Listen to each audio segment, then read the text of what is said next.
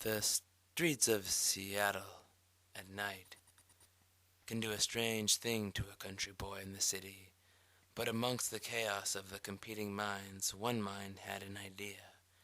What if he was to document the life and mind of an individual as advanced and perplexing as could possibly be imagined, an individual such as himself?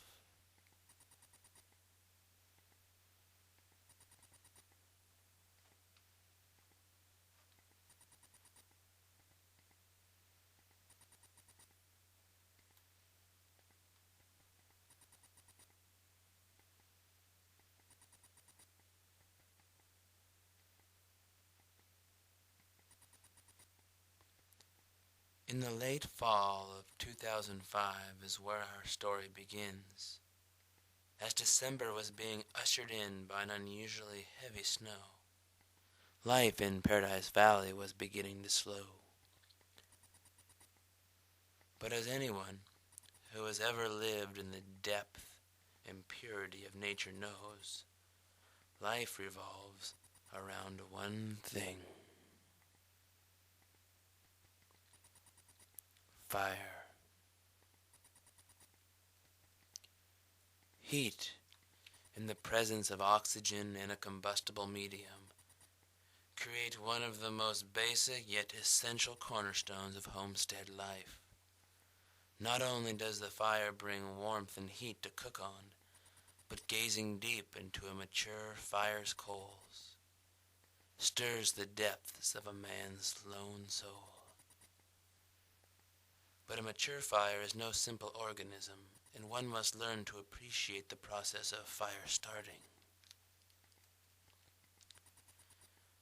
From the age of 7 months, I was trained to crumple paper into a ball and hand it to my father. Today, I am proud to admit that I have over 27 and a half years of paper crumbling experience to rely upon.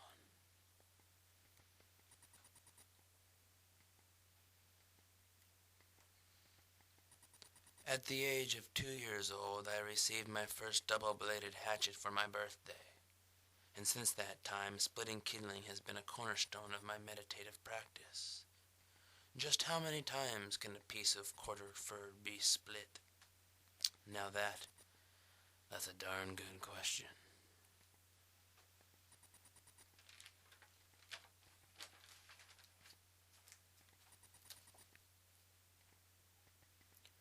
Starting the fire is where everything really comes together. The goal? Just one match, a good draft, and sufficient air feed.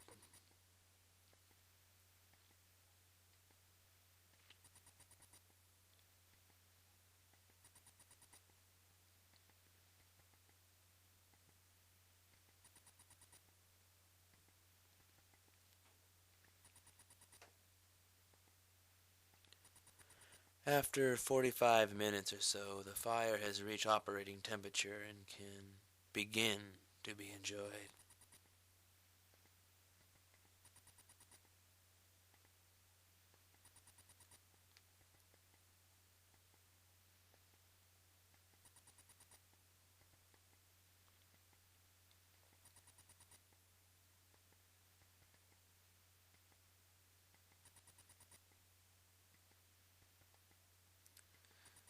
It's not just me who enjoys the heat of a warm fire. Kitty loves to take advantage of the heat and get her mind off the cold December days outside.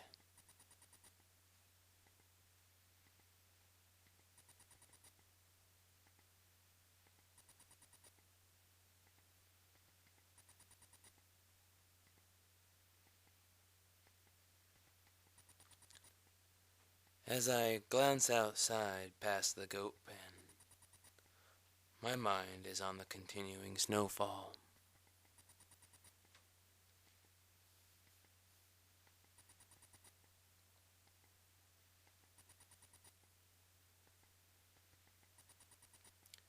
Strange as it seems, over the years I've come to believe that Mother Nature often has a strange sense of humor.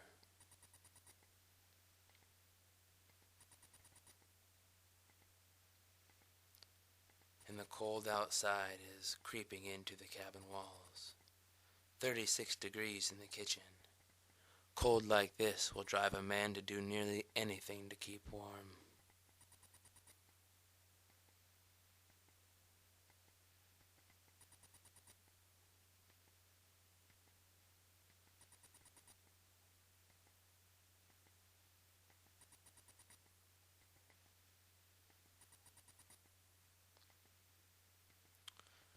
But the work must go on. The fire must be started, and the day began.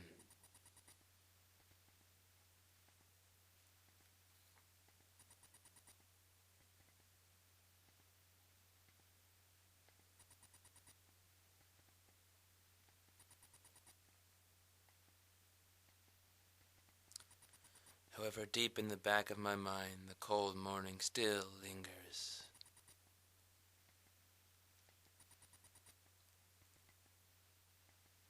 Smoke from the chimney gives a welcome sight, but a sudden phone call demands a concerted effort to catch.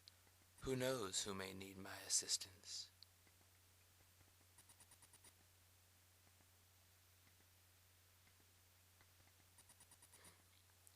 Just my mother once again.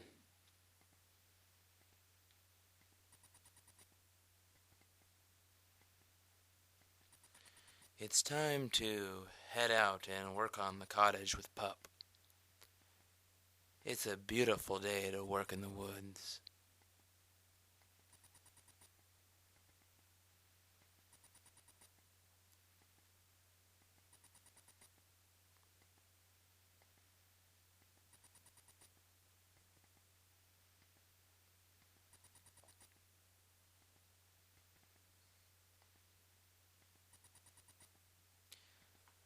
I always enjoy the walk down to the front of my future living space. It gives me time to reflect on over a year's worth of hard work.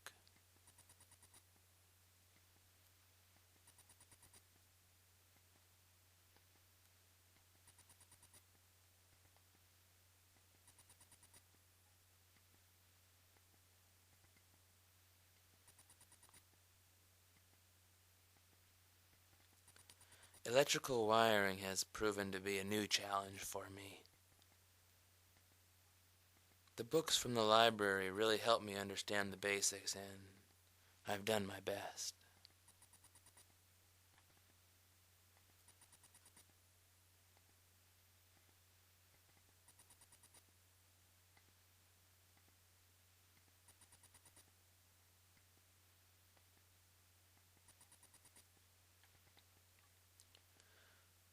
With the wiring nearly finished, I take a moment to take a scenic glance out the world outside the back door of the cottage.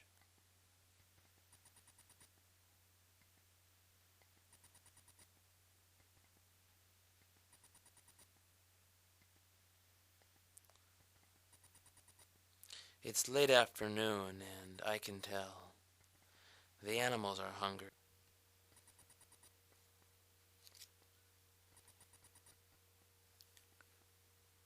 Returning to the warmth of the cabin gives Kitty and I a chance to communicate our deepening appreciation of our forest life and friendship together. You see, I believe that living alone in the woods has facilitated a hyper-evolutionary state of consciousness, and with it an obligation to live every moment to the highest standards of super-conscious life.